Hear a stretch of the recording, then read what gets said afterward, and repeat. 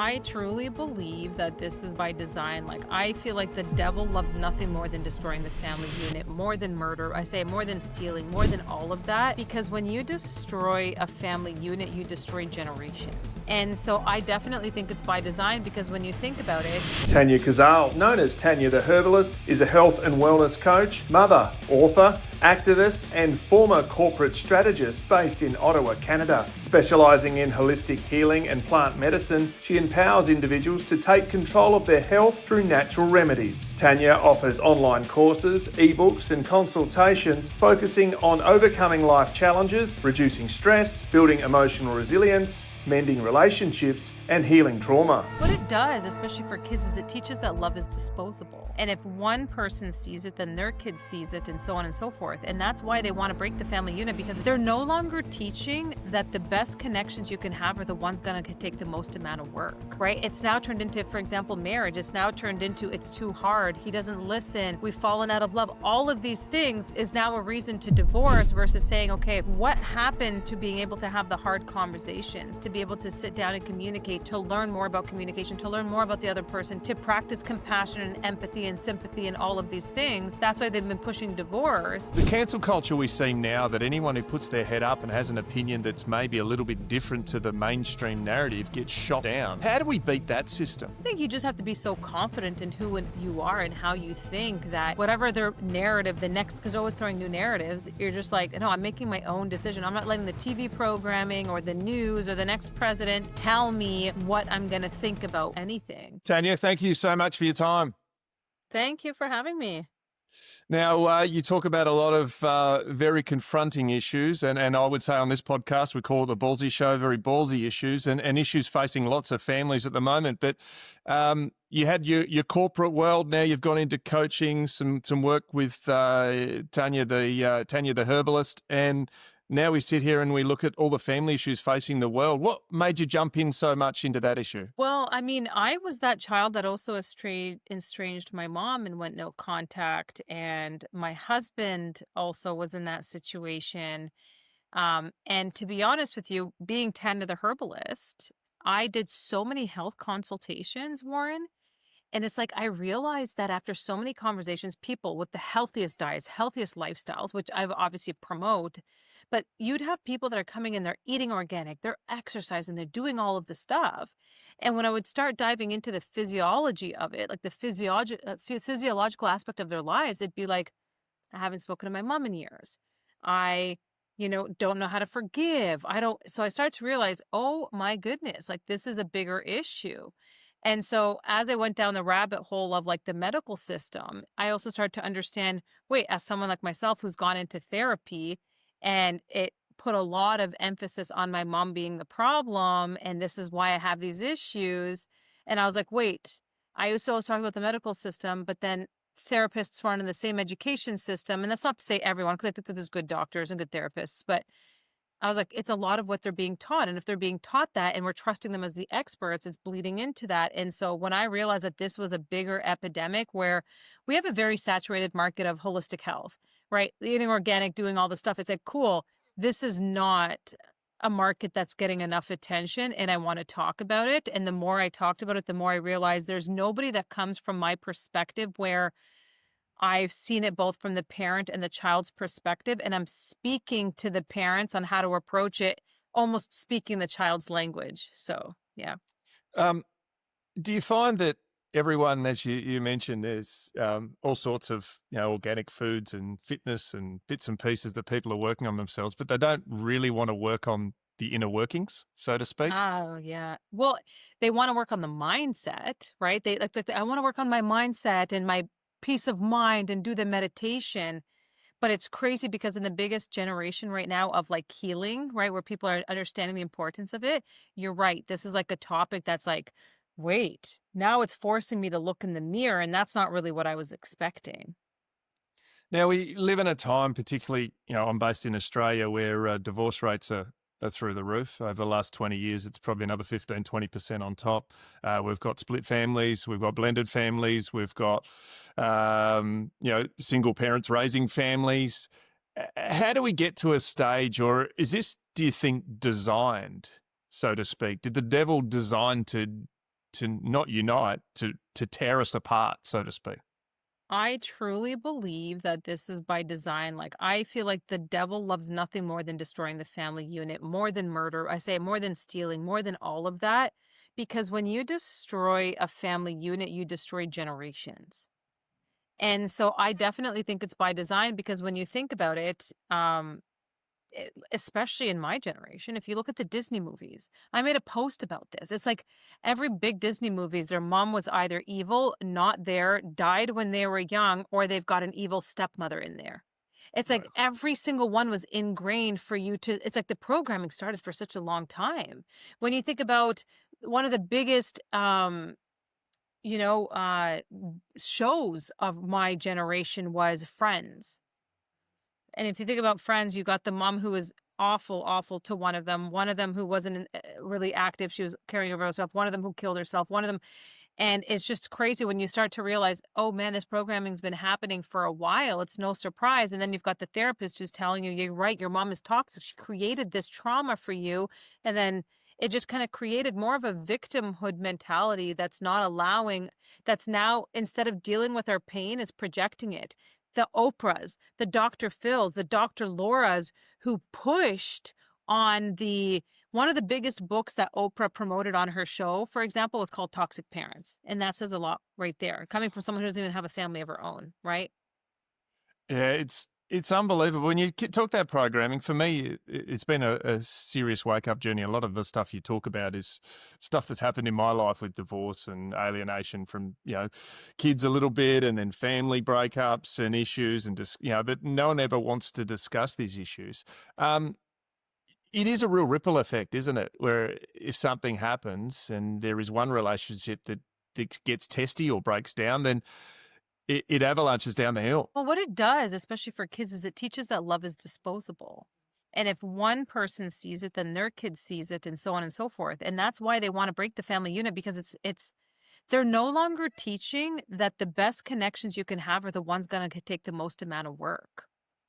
Right? It's now turned into, for example, marriage. It's now turned into it's too hard. He doesn't listen.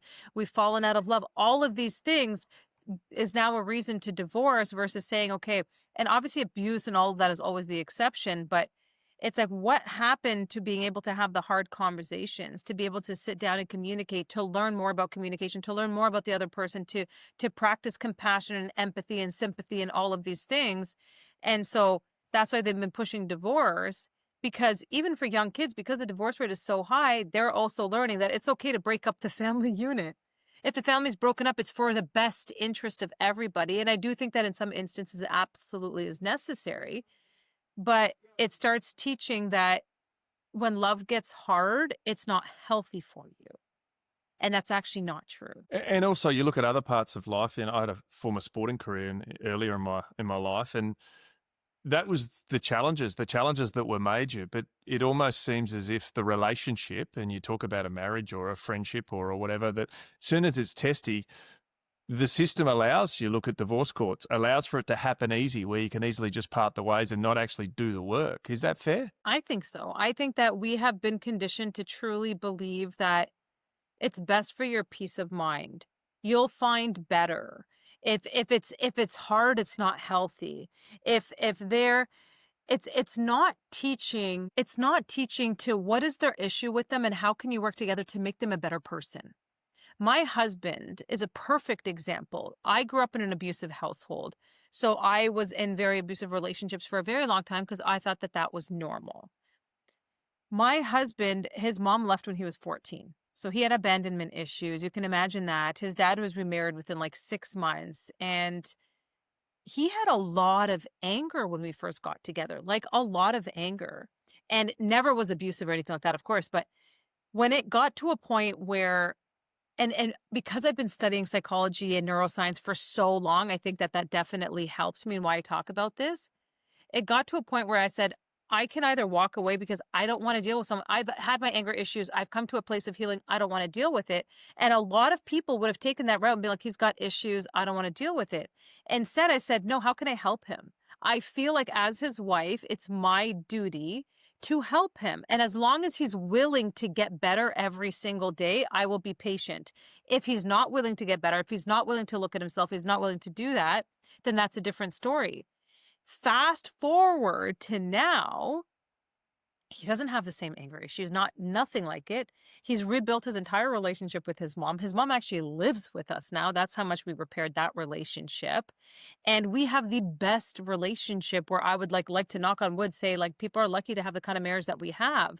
But it's because it took work. It took putting each other first. And how are you feeling? How am I? How do I approach the conversations, which is a big thing that I teach as well, is like effective communication, because I feel like it's a lot simpler than people are led to believe. Um, you also talk a lot, well, you touched on the Hollywood programming with the Disney stuff, and not just Disney, but everywhere, but it starts at a young age. The cancel culture we see now, that anyone who puts their head up and has an opinion that's maybe a little bit different to the mainstream narrative gets shot down. How do we beat that system? I think you just have to be so confident in you are and how you think that whatever their narrative, the next, because they're always throwing new narratives, you're just like, no, I'm making my own decision. I'm not letting the TV programming or the news or the next president tell me what I'm going to think about anything. So it has to just be so grounded in yourself. And I think that that's probably the most important part of healing and being empowered and at peace is like, who am I and what do I want, regardless of everybody else's opinions? And how can I be so strong in my opinion that it's okay if we agree to disagree? I'm not going to hate you for it. I'm not going to fight you for it. But they constantly drive the, divide and conquer narrative, whether it's religion, whether it's politics, it's the next president, it's the belief. Like, I can't even tell you how many kids have started to cut off their parents who literally all over my posts been like, my parents voted for this person, which means they don't care about my future. So F my parents. And I'm just like, oh my God, I can't even believe this is what it's come to. And the other bit is, you talk about doing the work. How does one get started? Because otherwise, the other side of that is, oh, I'm the victim. And the victim You're right. mindset just takes over. People turn to either a victim or a villain mindset, which means I'm the victim, I'm innocent, I have no play in this, or they're bad, look what they did. Never wanting to look in the mirror and say, okay, but how did I contribute to this? And what do I really want to get out of this relationship? If people ask that question more, what do I want out of this relationship? They would approach them a little bit different. So that's really it. It's like we're fed this victim mentality and this villain story because it's easier. It's easier and then you don't have to do the work. So it justifies your behavior versus you asked, what's the first thing that they can do? The first thing is like, how do I become a better person? How do I become a better person? Not how do I stop getting triggered by people? Not how do I start letting people hurt me or cause me pain? How do I become a better person, a more confident, happier person? And I think that's where it starts because then you approach these situations a little bit differently. So the step to getting started, like it can be probably pretty daunting for people, I would suggest, to say, hang on, I actually need it. And I know I've tried to get better. I've started sort of doing some work on myself and trying to get into routine and little things like getting up earlier when I'm someone who's always loved to sleep in, but trying to get a routine, starting to read, starting to eat better, doing some fasting, doing some healthy stuff. And I know that's the superficial bits on the outside, but it starts to build a bit of muscle in your routine to actually realize I'm not the complete thing that I think I am. Yeah, I would typically say that the very first thing that I would teach is like, how do I rewrite my first inner dialogue, my inner story? And it has a lot to do with recognizing, oh, okay, there has been programming that's happened. How do I rewrite it? How do I change my perception to what has been force fed me almost for all these years? And once you do that, it's like you feel like you have this kind of empowering control that then motivates you to be like, you're right, I can be healthier, I can eat healthier, I can think healthier, I can live healthier, I can approach my relationships in a better way. The other one you talk about is your relationship with your parents, which is really, really important. And, people talk about, the saying in the old days is you can't teach an old dog new tricks, but and there's often relationship breakdowns because of different views. We've seen the last few Right. years with COVID wiping through the world in terms of, not only is the medical side of it, whether you take that on board, or the polar opinions of yes or no for vaccines, to then the other sides of money stresses and all that, and different thinking. How do you how do you bridge that gap? Because, I know I've personally gone through a situation where relationships weren't what they were because of different views and different standings and different, I guess, personalities. So that's a good question. I think that for me, one of the biggest pivotal points, especially because I did, you could say, alienate my mom, go no contact, do whatever. For me, the biggest thing was I realized that you can't change people. And people spend so much energy trying to change their husband or trying to change their sibling or trying to change their parent because they have this perspective and they feel like, wow, since I've gained this perspective, they should know, they should do better, especially when it comes to parents, right? So, like, for example, a lot of people will say, but my parent didn't take accountability. I just want them to take accountability. But it's like sometimes their brain can't fathom it. They grew up in a different time than we did. And like my mom, for example, till now, there's certain things that she just can't fathom. She will try and justify and justify and justify and explain her perspective until it's like you just realize that that is her way of taking accountability, trying to just explain why she did that. Not that she's trying to excuse herself, but just trying to explain that was my perception when this happened. So when I started to realize I'm probably never going to get the response that I want, I'm probably never going to get accountability the way that I want. So I have to be okay with the relationship as it is right now. And all I got to do is work on me to get to a point where, okay, it doesn't affect me anymore. This is how she is, and I'm okay with that. I can't change her. I guess growing up, you touched on it briefly about growing up in different generations and different years. Probably the parent side of it, 60 plus, now grew up in an era where suppress your feelings, don't deal with that, That's don't right. talk about it, move on. How difficult would that be now, considering everyone has an opinion, everyone's identifying as something or being someone or having some badge of honor, whatever it is, whether it's a sports person, a business person, having a wealthy, nice car, or, we talk about the sexual issues going on. How difficult would that be for that generation to deal with it? Like our parents' generation. Yes. I think it's definitely harder in that generation because they don't have the resources that we had at hand, at like the fast information to find the answers, to talk to people, the online space, to get that relatability from other people. They didn't have that the same way. So that you're right, they were forced to suppress. And I always say sometimes the worst thing that you could do for health is that suppression of expression. And so because they didn't have that, even even if the resources are available now, a lot of them can't fathom, like don't even know how to approach it or to gain that insight and do all of the things now. And so it's almost like we can't expect them to. Even if someone's like, okay, but I was older, I didn't grow up with the internet, I didn't have it like that when I was younger, and then I grew up in the generation that did start to introduce it, but it's still a very different generation than my parents or their parents, right? And so um we cannot expect to go about situations the same way when it's for us, it's two different worlds. Now, you talk about the different resources that, I still remember the dial-up phone still connected to the wall. My kids laugh at me about that.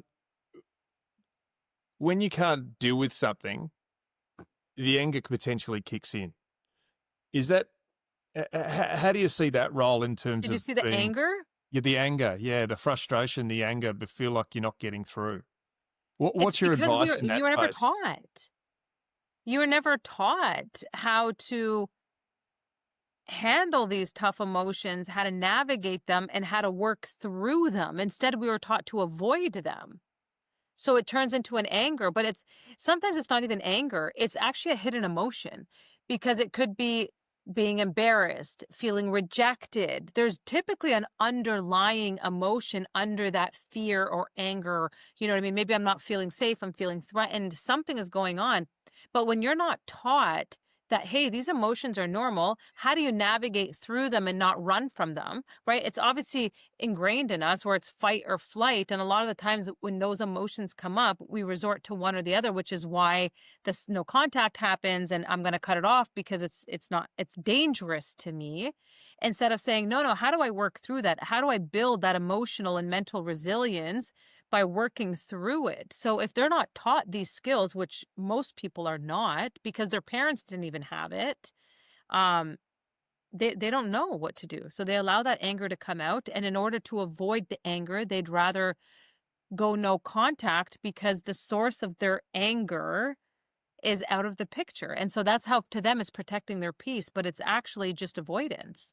Tired of clunky crypto transactions, frozen accounts, and hidden bank fees? Meet Trustify, the Web3 platform that puts you in control. With Trustify, you can take control of your digital assets, make payments with a debit card, track your cash flow, and more, all on one seamless dashboard. No banks, no unnecessary middlemen, just a smarter way to manage your money with blockchain technology. Plus, join our affiliate program and earn rewards for sharing the future of finance. Sign up today for free using the QR code or link below. Trustify, take back your financial freedom. Yeah, so when you've got someone who's in that case of avoidance or someone who's just too hard to deal with, whether it's a younger or older generation, what's your advice in that space? Does it take the bigger person to step up and to do the work, or let bygones be bygones, or when you feel Yeah. there's a sense of hurt? So for the parent, I typically say you have to be the safest and steadiest person for your child, because between 20 and 25, even into your late 20s, children are going through the biggest identity formation at that time, right? They don't fully have emotion. Even by 25, you're not fully emotionally regulated. And so the parent needs to be the safe, steady person. If you weren't, that child is going to find that safe, steady person somewhere else. Hence why this is a lot of times happening. From the child's perspective, I typically say get to a point of building and working on your confidence in who you are, so much so that nobody's bad behavior gets to you anymore. It doesn't trigger you anymore, which means I can sit in an uncomfortable space and it's not going to destroy my peace. And that comes from not being able to control the controllables. You Exactly. can only Making control peace your with own the actions. situation. You can drive yourself crazy being like, I don't understand why you don't get it. It's so clear to me versus Yeah. being like, they might never get it. And you know what? I'd rather have a relationship than none. And I'm going to see how I can still have this relationship in a way that it doesn't disturb me versus the only way it doesn't disturb me is by not having the relationship at all. Yeah. Your advice and the discussion around parents when you feel like it's a threat to the current family. I know that's not a physical threat, but that's like son-in-law relationships, daughter-in-law relationships, outsiders coming in. Um, how difficult a line is that to tread? So I talk often about like the repair map actually I have releasing tomorrow. I talk a lot about outside influence. Um, and the one thing that you can't do when it comes to outside influence is try to defend or fight the other person. It never works. Because if someone is coming at you with a perception of you, especially when it comes to a partner, like you said, a son-in-law or sister-in-law, like there's an in-law involved, they're going to see it from their perception for a short period of time. So once again, I bring it back to as the parent, you have to be that safe and steady person so that when that outside influence starts to fade, they're like, wait, but everything you're saying doesn't match this. They've just been consistent in who they are. At some point, they're going to snap out of it and recognize it because a lot of the times the outside influence is their own deflection. They're deflecting their pain, their relationship with their parents, their own inner insecurities, whatever it is. That's typically where it's stemming from. And But you what can't fight happens? it. Yeah, and what happens if you're in a situation where it's not brought in and it's not talked about, and it does break up between a son-in-law or a daughter-in-law with a family members or a parent, so to speak. Well, that's In-law. exactly why I stopped talking to my mom. Yeah. It had to do with someone that I was with at the time, and he led me to believe, I mean, like I said, I also did therapy and stuff like that, but he led me to believe that my mom is awful to me. And I dealt with childhood stuff and all of the things, and I later learned that it has a lot to do with his own control, right? It's like my mom was able to see through him. She didn't like him. And so because of that, he knew that she was a threat to our relationship. So he had to shift my perspective about her to allow me to stay with him. And Yeah. And that's how, typically what happens. yeah, It's a form of control. and what about if that's the other way where it's coming from family towards the new in-law, so to speak, and there's Like been a like shutdown I'm in the relation? relationship and the family doesn't want him and they're telling Yeah. Well, that's a dangerous place because that's the situation that I was in. My mom pretty much gave me the ultimatum. It's Yeah. either us or them. That's a dangerous place because you cannot make someone choose over love. Whether or not it's the love that you agree with, I personally never agree with a parent getting involved of like you cannot be with him. It has to be, how can I build such a bond with them and plant seeds for them to start questioning themselves. So it's like by asking questions. So how is it? How does he treat you? Are you happy all the time? Do you get angry? By asking these questions, that person comes to the realization themselves versus feeling like someone else is influencing their decision of being with them. I don't know anyone who happily ends up breaking up a marriage because of a family or breaking up a relationship because of a family and doesn't resent the family. Yeah. And advice And it's there. I mean, hard. yeah, and if you're in a situation where it's alienated because of an outsider coming in, what's the choice? Do you continue a relationship? But by continuing a relationship, do you undermine your own relationship with that given person? I'm not sure I understood the question. Yeah, well, from the outside, for someone, for example, having a partner and there's been a fallout with the partner and the family, um, how do you juggle that? Because if there's been a fallout, you've got to be seen as picking sides. Yeah, so I've had this question before where, for example, someone had asked me, like, I still want to be close to my mom, but my husband's not welcome to family events and do all of these things. And they're like, so what do I do? And I said, you don't pick a side. You don't take your husband to family events, but you also don't go to the family events if he's not welcome. But then you go and visit your family on your own time.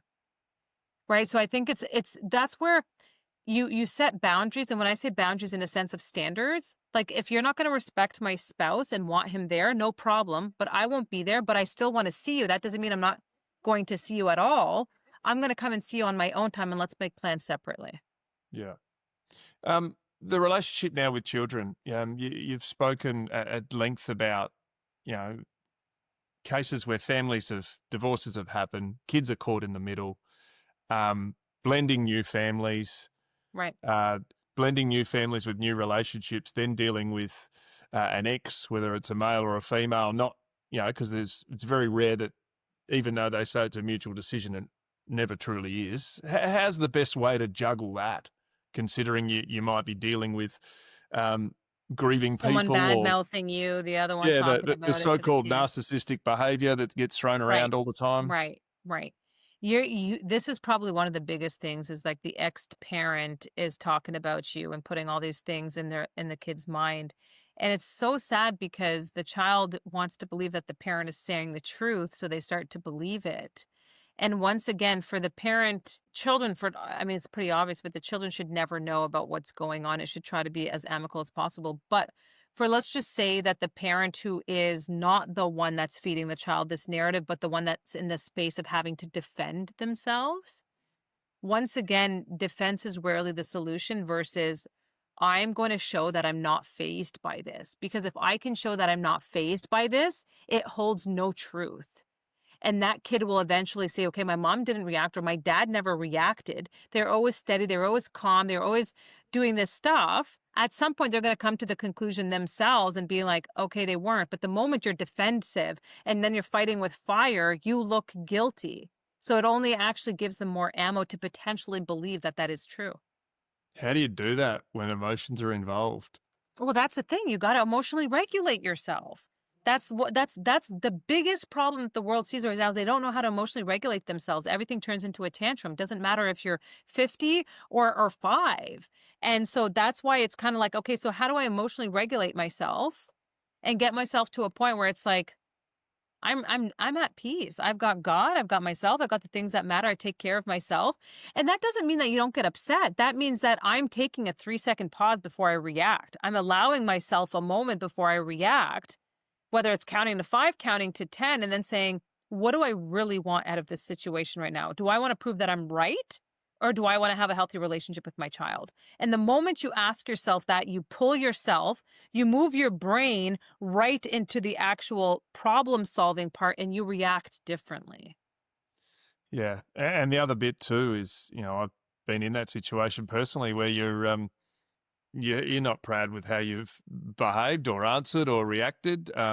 But you talk about the system, and we talk about and not just to put it on lawyers, divorce lawyers, and whether it's about billings and clients, or whether it's actually about the right system. And this is where everyone gets absorbed in the system. And as you say, the system is there effectively to break you down. 100%. And that in itself is probably the biggest challenge facing a lot of families, single families, blended families going forward. And The um, system is built to not support the family unit to a big extent. It's just there to give you what you want. Oh, you want to get divorced? Okay. What's the situation? It's that. Okay. There's troubled teens, people having challenges. Um, you talk about how it's potentially grown from broken families, or as people have got issues, or with drugs, or whatever it is, whatever your given issue is. We see a lot of depression at the moment in a lot of kids. How do we encourage those close relationships and to break down the barriers? Yeah, the teenage age is such a hard age right now because they've got more pressure and societal pressure more than ever.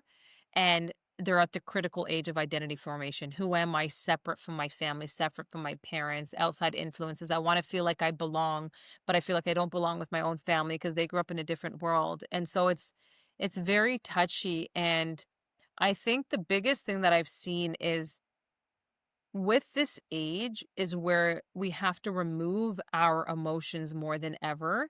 And even that's not to say to allow disrespect, but even seeing past the disrespect.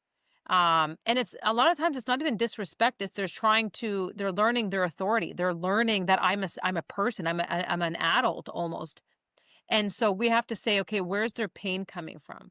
How are they feeling? How can I ask more questions that allows them to open up and know that it's safe with me? Because a teenager, typically, there's a lot of arguments that happen because they have an opinion. The parent still feels like they have control.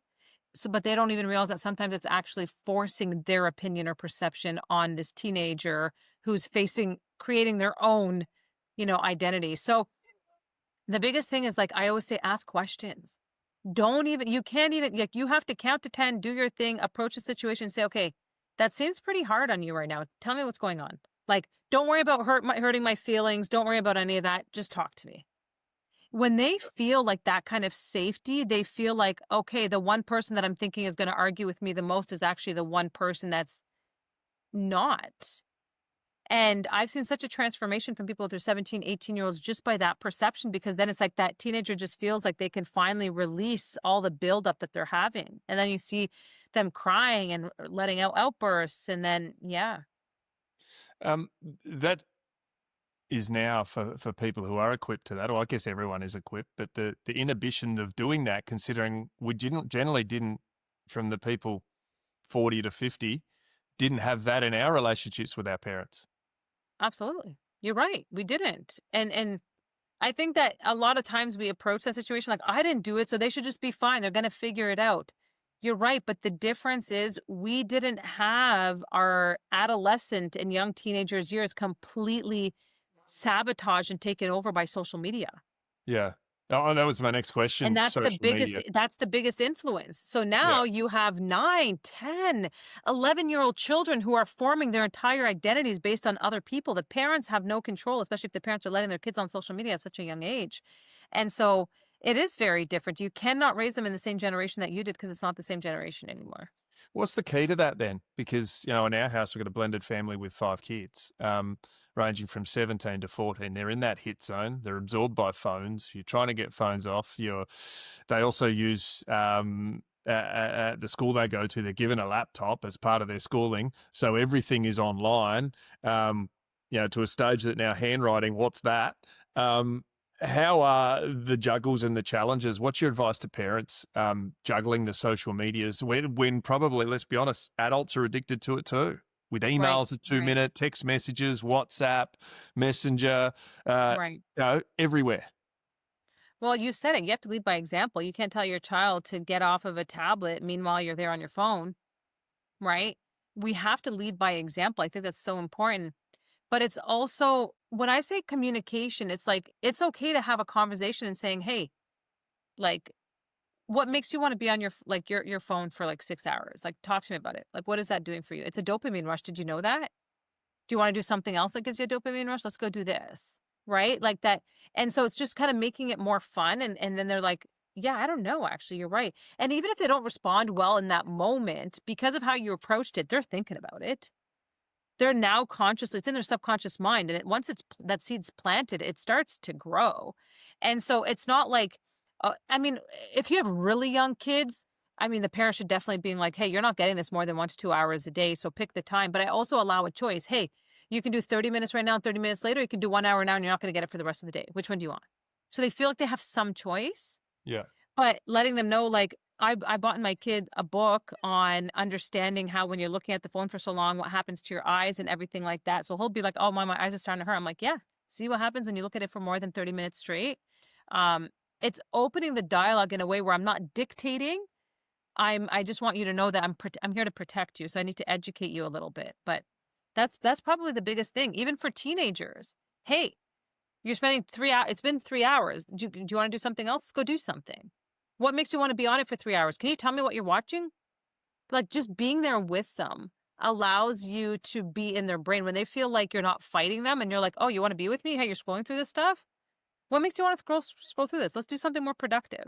If you're just scrolling through, you're not really learning anything. Like, it just allows more of a fluid conversation. They're less defensive and you keep planting the seeds. Do you think parents are aware? Well, sorry, I answer that again. Clearly they are, but do you think that the pressures, the stresses they're under in terms of two parents working to pay the mortgage, things never been Oh, oh, more for sure. expensive?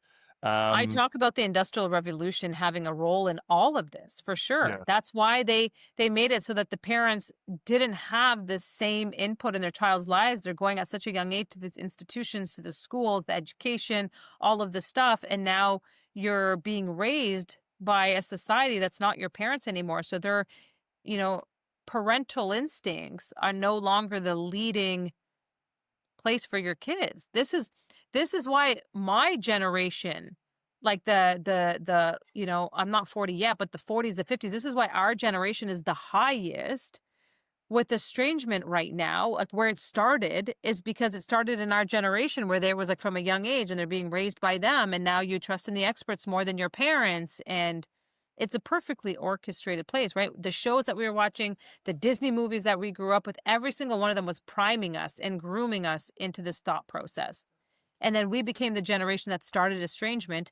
And now we're teaching our kids that love is disposable. And those kids are mirroring everything that we're doing, but at a faster rate because they're seeing it online and everything else as well. So sounds like the best way is to try and disconnect, and you'll never totally disconnect from the system. You know, you got Right. Wi-Fi running through your house, your phone's there ringing, you get an email every second. But is it a stage of just simply getting outside, put your feet in the grass, or go down the beach if you're near a beach, or go for a walk in a forest, just to get out of the rat race? 100%. Like, whether you're going out and earthing or you're going for just a cruise and you're listening to music with the kids, or you're going for a walk and you leave your phone at home, or whatever it is, I think it's that disconnect, like I call it a social media detox, is so powerful. And it's like, especially on like date nights or this is that, like there's people that have been married for so many years that don't even have date nights. I try to have a date night with my son where I'm like, okay, on that date night, I'm not even going to look at my phone. I'll check it to see if there's something up or dad needs something from us, but I'm not even going to look at the phone. So once again, though, leading by example, because then when he sees that, it's not how he embodies it, but we have to get out. It's like disconnecting. And it's like I said, the phone is a dopamine rush. So when you're having that amount of information and you're releasing that dopamine, it's like you're addicted to that rush and you have to kind of find it somewhere. But then you start realizing that there's so much more beauty outside of it versus being on the phone. Tanya, I saw a lot of your work on Instagram around a time called COVID, where people, wherever you were locked in houses for periods of time, restricted on movements. We saw the medical industrial complex at its greatest impact. And you know, your work as a herbalist is clearly in the other direction. What did you see in that time? Actually, was probably one of the first people that spoke out about this. I still remember I made a video in April 2020 that went viral because I said, this is not about your health. This is about control. That was my first thing. Because I was like, if this is about health, you need to go outside. You need the vitamin D. You need to be in nature. You need to be doing all these things. You need to be around people. You need to be connected. So how you social distancing and then being indoors and all of this stuff, my mind was just going off and being like, wait, these are basic physiological and scientific like aspects. There's nothing new about it. And so for me, I started just speaking out on that. And I think I just started to learn because I was aware of in the Industrial Revolution, because I was aware of how the medical system was kind of hijacked in the early 1900s and all of that. When I saw it, I was like, it doesn't make sense. You can't go to the hospital with your wife who's giving birth. You couldn't have go to the funeral. Old people were dying. Parents were dying alone. That is probably what killed me the most, because I was like, every parent on their deathbed just wants their family around them, and they had to die alone. And for me, that's what I focused on. So when people were like, oh, the amount of hate messages that I would get from people saying you're a danger, you're this and that, and I was like, you don't understand. I don't care. When I'm hearing these messages by the thousands and my heart is breaking for them, you can't tell me that this has to come at the compromise of this. What makes you tell what's most important to them? For me, I should have a choice by saying, I could risk getting a virus that could kill me, or I can go and see my mom on her deathbed, and that's up to me to choose, not for somebody else, because now people are dealing with it. Like, I still have one of my mom's best friends who lost her brother, who couldn't see him in the hospital. She talks about it till now. She's like, there's nothing that kills me more than I couldn't see my brother on his deathbed and he died alone. So it should be up to them to choose. She probably would have recovered from the virus, but she didn't recover from that. And so for me, as soon as there's anything that's forced on us, I was like, this is not right. You can't force it on me. Well, we're facing that in Australia now with they're looking to put in digital IDs for kids under 16 to visit YouTube, even though they said they wouldn't. But pornographic channels, all you need to click on is I'm 18 and you can still watch it. So we're also in a situation too where, you know, recently in the state of Victoria, in Australia, that through the COVID lockdown, kids, you know, restricted exercise. Kids couldn't play on playgrounds, but adults could get takeaway food. And you could also go Crazy. to the They had local the bottle gyms shop to get closed, a but drink. McDonald's was open. Yeah. And alcohol pushing that. We Right. also, off the back of that people didn't talk to, and I spoke to NBA superstar, Australian superstar who won with the championship with the Golden State Warriors, Andrew Bogut, and he spoke out at the time, not about whether vaccines were safe, but about the mental health issue, where everything was about mental health, and mental health stopped Yes. for about 2 years, Yes. and now we're Yes. seeing a mental health epidemic. We're seeing Yes. kids given pills for depression, anxiety issues. Um, how do we undo that? That's the program that's been happening. When you think back on COVID, people, especially the kids, they were isolated. They were completely isolated in a time of their life where they need connection more than ever. And now I think that the mental health crisis is happening because we are not being taught emotional resilience. We are taught the victim mentality. And the more you're fed the victim mentality, the more you look at your life like it's shit. And if you're doing that, it feeds that depression versus like, no, my life is a regular life and I want to make it into the best life. How can I do that? And so they're feeding the mental health narrative because they're feeding them the divide. They're feeding them the fear. They're feeding them the war, the drugs, all of this stuff. And all it does is when they have a mental health issue, they're giving them these Zolofts, these like the Ativans, all of this stuff. And all that does is like literally like creates like a steady level of serotonin production. So you're no longer like up here, you're no longer down here. So it's like you're just numb all the time. And then when you're numb all the time, that's never actually creating a happy feeling for you. And so I think the biggest thing is if we can get back to creating that connection where you're belly laughing, you're around people that you love without the judgment. And I just feel good being around these people and we can all be different and share the thoughts and do all the things. That in itself, I think starts to rebuild a lot of the mental health. But it starts with saying we are not giving ourselves or the generation the ability to learn emotional resilience. So it's becoming overwhelming for them. And because they're being justified in the victim mentality, they're saying that I have a mental health issue, and that becomes a self-fulfilling prophecy in itself. Yeah, and you touch on that self-fulfilling prophecy. It's almost like it's the self-fulfilling attack on the human. Like we talk about 100%. the And you're EMF allowing it. version of phones and Wi-Fi and Netflix and all the live sport, which I love.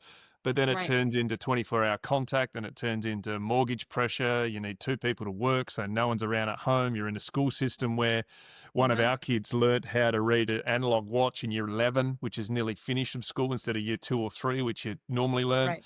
Like it's an attack on everything, and it's almost a full-time job to keep it at bay. It is, but I mean, it doesn't take very much time in your day to be able to have these kinds of conversations. It could be at the dinner table.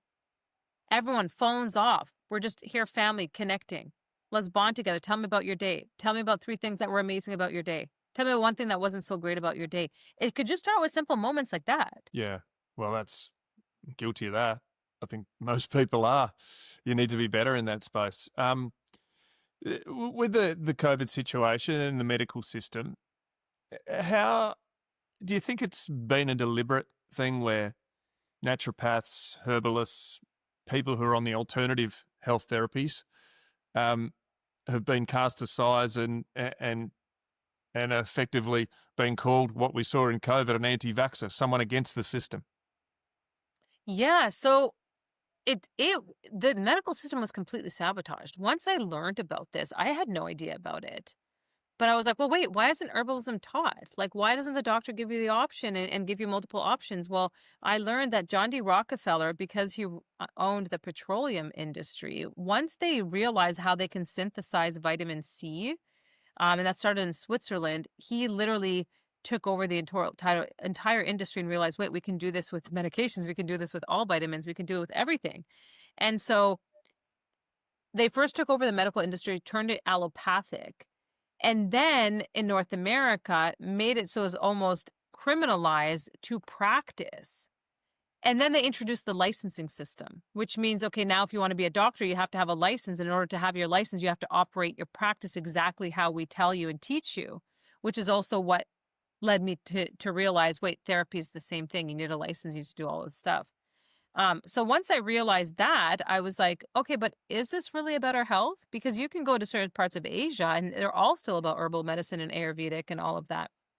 And so then I started learning about the vaccines and all that. And I was like, wait, I'm a very spiritual person. I'm very faith led. And I said, God made no mistake with our bodies. Not everybody is perfect, but He didn't build our bodies so that from birth we're deficient. That doesn't make sense. And so when I started to understand the body and say, okay, wait, if I were to catch a virus, if I were to catch a disease, it has to come in typically through your nose, your eyes, your mouth, your hands, and it has to go through your many different lines of defense before it reaches the bloodstream. So I was like, okay, so how does vaccines work? And I was like, wait, it's skipping all of my lines of defense and going right into the bloodstream. That's not how antibodies are naturally produced. So imagine the influx that is putting on the body. And then I went down that rabbit hole and I was like, oh my goodness. Okay, I don't know if vaccines the way that they are right now is the right answer, is the solution. And so that was a whole other rabbit hole that I started to try to do research on. You're also launching today, Australia time, probably tomorrow your time.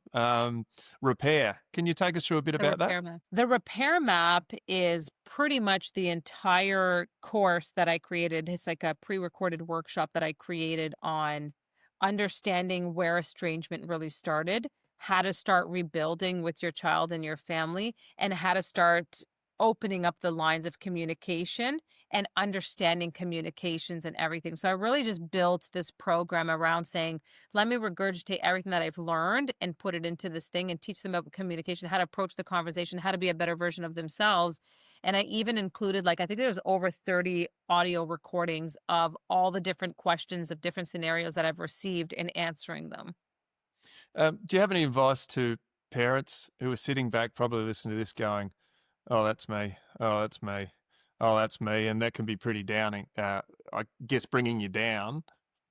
I think that I would say that I rarely believe that any estrangement or no contact is permanent. If if you work on becoming that steadier, calm, better version of yourself. It's rarely ever permanent. Tania, you can see you on Instagram, Tania the Herbalist. Have you got a website just for people who Yeah, might my want to website is reach Tania the out? Herbalist as well. I'm there on Facebook, TikTok, um, across the board. I'm Tania the Herbalist, so I'm easy to find.